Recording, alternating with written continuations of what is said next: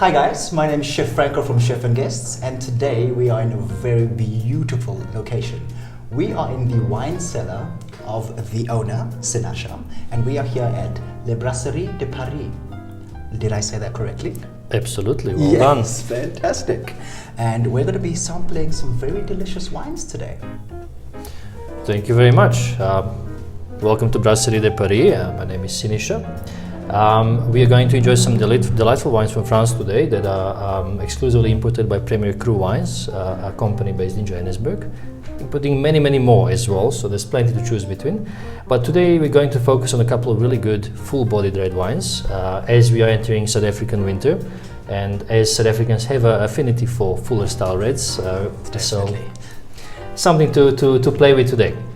So I've handpicked a couple of wines today. We have a Bordeaux, which is a CHATEAU LARROQUE here on the side, and then we have a GABRIEL MEFFRE RHONE. As difficult as they are to pronounce, they're very easy to enjoy. These are delicious wines. Chef Franco, as you'll find out soon, these are wines made for enjoyment on their own or with food. Okay, definitely. So I'll kickstart and elaborate a bit on our Bordeaux. So this is a CHATEAU LARROQUE Bordeaux Supérieur 2018. This is a wine that really people understand in South Africa because it's a blend that you really frequently can find stylistically in Stellenbosch as well. If you enjoy your classic producers of Stellenbosch that like to blend Merlot, Cabernet Sauvignon, this is pretty much the style. Obviously, point of origin, not a new world approach. This particular wine is a 2018, so you had a couple of years under the belt. So Franco, you'll realize a bit more tertiary, secondary notes coming out of the wines as well, except for the fruit. And the estate is owned by the House of Decor, which is a really big name in Bordeaux. The blend in the wine is Merlot, Cabernet Sauvignon, Cabernet Franc, and a splash of the other varietals, but it's dominated by Merlot and Cabernet Sauvignon. These are grapes that are a bit fuller in style, has a bit more darker fruit, and are really lending themselves for food that is along the lines of steak, along the lines of red meat, but it can also pair with maybe a more richer approach to antipasti as well. Right. But after all, you can enjoy it on its own by the fireplace. And this being a 2018, when it comes to breathing wines, how long would you let them breathe for once you've opened them? So it really depends on a couple of factors. One is definitely the vintage, as you mentioned. The other one is the style of the wine. So some of the wines are made in a style to be consumed within the first 5 to 8 years, in which case a 6-year-old wine would not necessarily require decanting. So this particular wine, I would pour it in the glass and enjoy it as is, because it's really ripe, plumpy, perfect drinking now. If you had a 2018 Bordeaux, which is in a premium category, let's say one of the premium five growths, that one you want to decant yesterday for today. Okay. So give it a couple hours definitely. So the fuller the style of the wine and the older the wine, more decanting time required. This one, for example, is a little bit fuller in style, but we'll still pour it and enjoy it on its own, but it can actually benefit from a bit more oxygen. Oxygen opens the aromas of the wine and the flavors, so if it's a little bit tighter and fuller in style, you want to expose it to oxygen. That's why you see all those little aerators in the shops that you can get. It really oxidates the wine on a quick note. Yeah, so that's on the oxygen in the wines. So the wine itself, I have to say, it's absolutely delicious. I had it on my wine list for way too long, and it's a wine that really gives everything that you want in Bordeaux. And it is everyday drinking Bordeaux wine. It's a Bordeaux Supérieur. This is a classification of wines above your standard Bordeaux, but not really, bullseye, Margots and the likes. This is a wine that us mortals can afford, and we can also enjoy more than once a birthday. We love an affordable everyday drinking wine. It's absolutely delicious, and it being a blend of Merlot Cabernet, you will pick up the notes of red fruit. There's a bit of riper cherries. Definitely some plums. There's a bit of spicy notes as well. The wine is oaked and 6 years old, so the secondary flavors, which usually come from age and the oak, would start coming out a little bit more. I was going to say it has a very, shall I say, deep flavor. It doesn't just pack you straight in the nose. Definitely, we call it intensity of aroma or intensity of flavor. So the better the grapes and the better the terroir and the better the winery, the more intensity. So it's some of the wines you'll put it up completely, you barely smell, and some of the wines you smell from here. And that you can kind of draw a little parallel towards intensity of the aromas of the nose itself, or the bouquet as they call it. You mentioned the word terroir. Is that that's the soil, right? So terroir it's a very complex term. It encompasses much more than just soil or the winery.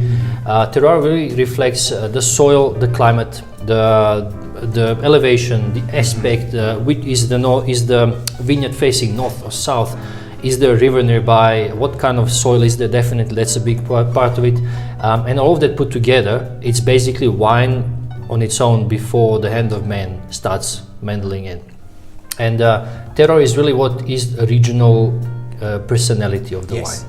So even though the soil plays a big role, there's many aspects to it, and it's a beautiful way to describe it. Thank you. So yeah, the wine is absolutely delicious. This is a wine I can definitely pick up some secondary notes of like a cigar box, tobacco, cedar wood. It's really, really tasty. I remember when you first started describing it, the things that you went to steak and your red meats. South Africans are very well known for enjoying a good glass of red with any form of steak. Very much it's so. not cooked well done. I second that.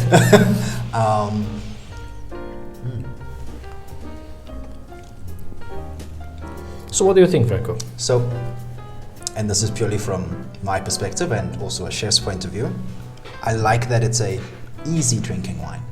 It is something that you can enjoy with a piece of meat. I've already done 3 meat pairings in my mind. Definitely a nice cut of ribeye. Oh yes, hard definitely. In a pan or either in the fire.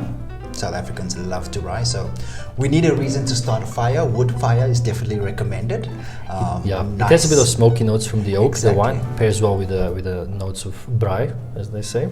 And a lot of times when I think consumers, when we walk into a place and we look for a bottle of wine, we don't really know what to go for. We've tried certain grape varieties and we look for years, and like you said, 2018 is a very good year, and you described all of the characteristics of this wine. But I think that now knowing that this is a Bordeaux, I definitely feel like there's quite a lot of options that I can do with this in the kitchen from a serving food point pairing. It's beautifully versatile, I have to say. Yes. The trick with the assemblage or the blends is that they bring a lot, all the best characteristics of the grapes featured in the blend itself. So here you would see obviously Cabernet Sauvignon and Merlot being the dominant duo, doing the tango in this bottle. So the Cabernet Sauvignon will give you really ability to pair with fuller bodied dishes. Whether it's a steak that has a lot of fat, whether it's a reduced dish that's a bit more stewy, a bit more braised, definitely. And Merlot is also really good. South Africans love their lamb and sheep, and Merlot is really on point with those kind of cuts of meat because it has a bit of greener notes to it. Merlot is these are both Bordeaux varietals by DNA as well, and Bordeaux varietals had a bit more greenness to them. The greener flavors, if you think when you're cooking lamb, I'm assuming there's always a herbaceous note somewhere. Rosemary, thyme, a little bit of garlic. Exactly, and rosemary and thyme actually, and mint, which I'm not the biggest fan of in the wines, but those 3 notes are the top 3 herbaceous notes you can pick up in a Merlot or a Merlot-driven blend. So Africans love our mint jelly with lamb. Oh yeah, that's a classic English combination, right? So it's really, really versatile for food, I have to say. And you can do a clean cut lean steak, you can do a little bit of a richer lamb, and you can do a braised dish. It will stand up to it. And if, as I mentioned, like cold meats as well, the wine is, as we mentioned, it's not meant to be drunk with your grandchildren. You can have it now. Yes. So because of that medium body, you can actually have a starter with it as well, and really enjoy it, like a rich antipasti or charcuterie board. Even cheese, definitely cheese as well. I'm getting hungry. Yeah, I know, me too. The recipes that are going on in my head right now. I can imagine. That's something else. Yeah, so the wine is delicious, and I'm a very big advocate for this particular wine because I've been serving it for a couple of years, and it really, really delivers. If you like, we can try the second one. Absolutely. Lovely. So this is a bit more graphics on the bottle. This is the southeast of France, Rhone River Valley, and this is Gabriel MEFFRE, Côte de Rhone Rouge. It's a village wine, which means it's a cluster of villages along the banks of the Rhone River in the southern Rhone, meaning that it's not just a generic appellation. This is a bit more closer to the bullseye on the target list of the specific appellations of wines. It's a blend, much different stylistically and the choice of grapes than the Bordeaux. This is what we call a RHONE blend. And even in South Africa, you will come across what they call RHONE style blends, which are very popular, especially if you go towards Swartland or Talbach. And these are blends that basically have Syrah or Shiraz and Grenache Noir dominating. This also has a splash of Mourvèdre, which gives a bit more meaty, deeper notes to the wine, but always we're talking minuscule percentages, otherwise it takes over. Yeah. And this is a wine that has a bit more depth, a bit more darker notes, a bit more darker plums and spice. It's a more comfort. If you have comfort food, you definitely have comfort wines. This is a comfort wine. And I'm also a very big fan of that. I love that it's 2018 as well. Côtes d'Or normally would get a little younger because they released in the meant to be consumed a little bit more in the youth. Yeah. And really the wine aged beautifully. I get what you said about the dark plum and spice. It's much more perfumey as well. It's a Syrah or a Shiraz is also a significant member of this parade in the bottle. And Syrah and Shiraz, it's the same grape. I know that's often a question I get. Yes. So it's really the same grape, and it really more nowadays it got very blurred up. But back up to about a couple of years ago, Syrah really referred to the wines made of this grape from France, southeast specifically. And this is the wine that's much more elegant and feminine, perfumey, not really overused, over-oaked, not really meant to be your steak wine. Where Shiraz is a style of making Syrah in a New World context, and it comes from Australia. The first plantings of Syrah or Shiraz to South Africa came from Australia. So the style really came from the south, not from the north. Hence, South Africa, when you say Shiraz, it's a wine that's punching you in the teeth as you're drinking it.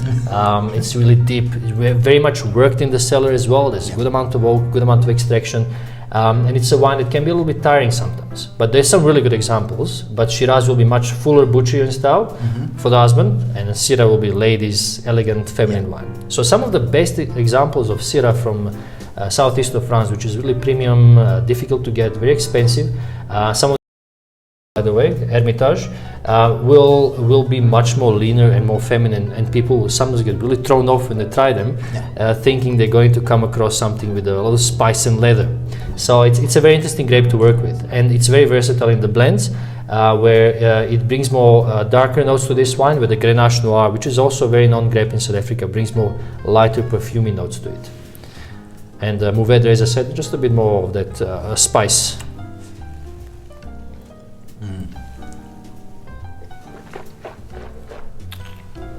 Blueberry carpaccio.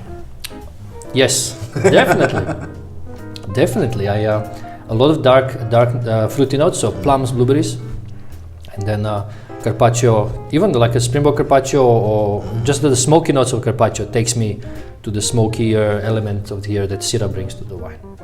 But the wine is also really good for more richer dishes, deeper dishes. This is a wine you want maybe with the ragu, with game. It's a winter pairing. It breaks with the fat or richness of those foods as well.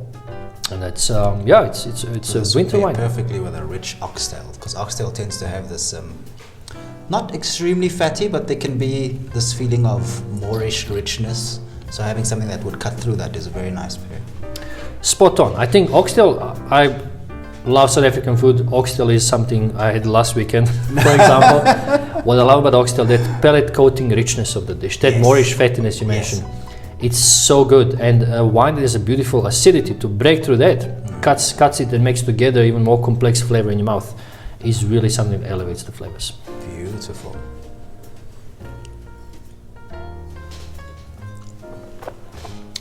And you mentioned that you're selling these premium style wines online. What other what other bottles or offerings do you have that you think the public would be interested in? So we're really versatile with what we bring into South Africa. Premiercru Wines has been existing for a couple of years, and little by little we assembled a portfolio that really can find audience everywhere. If you're looking at the wines, it's really more on the middle range of things. That it's not, we don't do cheap and nasty. So the owner of Premiercru is a French gentleman. He travels a lot, tastes a lot. We bring in all the proper stuff, and from the medium range wines, you can really get some nice stuff from Bordeaux. Rhone, we have Southern Rhone, we have Northern Rhone as well, which is 100% Syrah. And then we also dabble a lot with Burgundy, We are very big on champagnes, and we started playing with the rest of the world. So we started bringing some really, really cool Italian wines. You know, your Barolos, Barbarescos, Montepulciano, the Bruzos, and then Spanish wines as well, and South and North America. So there's really a lot. If I start debating now what we're importing, we'll need more than just 2 bottles of wine. A couple of side dishes and maybe an oxtail. Absolutely, absolutely. So I would definitely say if you pop onto our website and you want to browse a little bit and not get lost, because you can, there's a lot, jump over to RHONE. For example, RHONE, we import a couple of producers. There's Gabriel MEFFRE, there's Domaine de Cristia, which is fantastic for Côte d'Or, but also Châteauneuf-du-Pape, which is a very, very iconic appellation. And then there's a Paul Jaboulet, which is an estate that is based in northern Rhone, which is really Syrah driven. And those wines are that elegant, puristic wines that really elevates the grapes and gives it more purity. So I would start with that if you're browsing, and then if you like your white wines, straight to Vouvray, au Loire, because Vouvray is a fantastic Chenin Blanc. South Africans understand it very well. It's the Stien. And then we have some really good Sauvignon Blancs as well. And Chardonnay never ends as well. Exactly, definitely. Well, thank you very much for your time. I really appreciate it. Pleasure. What we'll do is we'll make sure to add a link to all of the online sites that you guys can view. Thank you very much for joining us today. It's an absolute pleasure. Chef Franco, thanks for coming.